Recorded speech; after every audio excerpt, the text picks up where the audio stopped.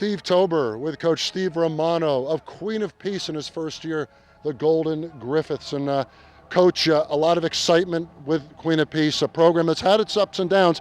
Great in the middle of the 2000s, has struggled the last couple of years. I know you're looking to revive them. Tell us about your revival job. Well, obviously the first thing was to get the kids to come out. When we took the program out, we had 14 back in May, and we've grown up to 32 kids now. And we have some athletic kids. Experience will be a factor. But if we could get that done and get the program rolling again, think we'll get to where we want to be. Now, Steve, you did it at St. Joe's, West New York, a playoff team there, Morristown Beard. Who can forget a couple of years ago with Colin Larmond and company at Giant Stadium? They gave Patterson Catholic a run for their money. How do you get it done in such a short time? You've been a real resurrector of programs. Well, I think I'm getting way too much credit for that. You don't do it without the kids. You know, you said it yourself. You had Larmond, you had Betts. When I was at St. Joe's, I had Cafiero and Tejada. You know, here we got the transfer from Patterson Catholic, Fareed, who I think is one of the best running backs in the state, and I think people are going to find out over the next 10, 12 weeks. We like our quarterback, and, you know, obviously the kids have to believe in what you're telling them first before you could ever take the first step, and we think we've accomplished that, and now we hope the rest will take care of itself as the inexperience will become experience.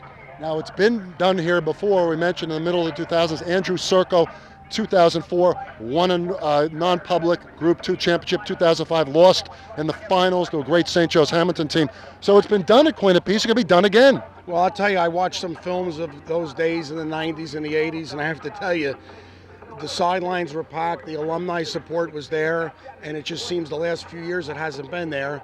And, you know, a key to building the program is getting the alumni back involved, because there's great tradition at Queen of Peace.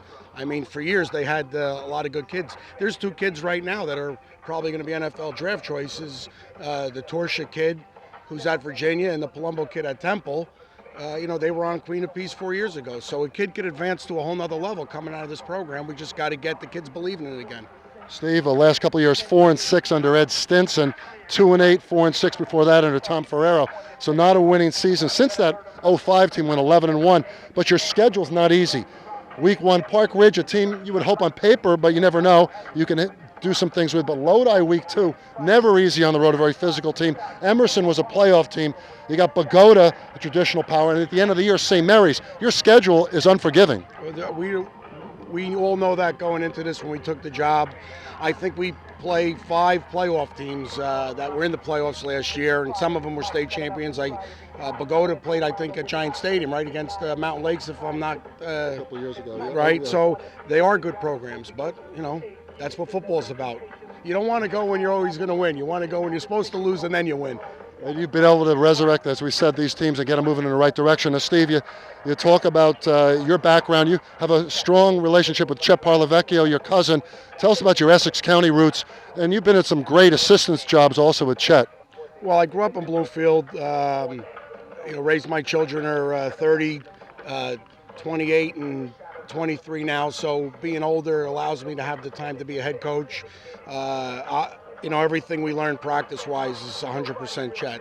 And he taught us how to practice. He taught us how to prepare for a game, discipline, have rules and don't break them because you just feel like you want to win a game versus breaking a rule. I mean, I can think of 5 games on the top of my hand that Chet probably could have won, but discipline came first, and that was the reason why Chet always was able to turn programs around. And, we believe and buy into that same philosophy and program.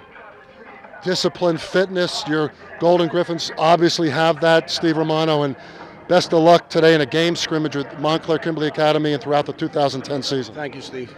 Steve Romano, outstanding coach at Queen of Peace. I'm Steve Tober for Sideline Chatter.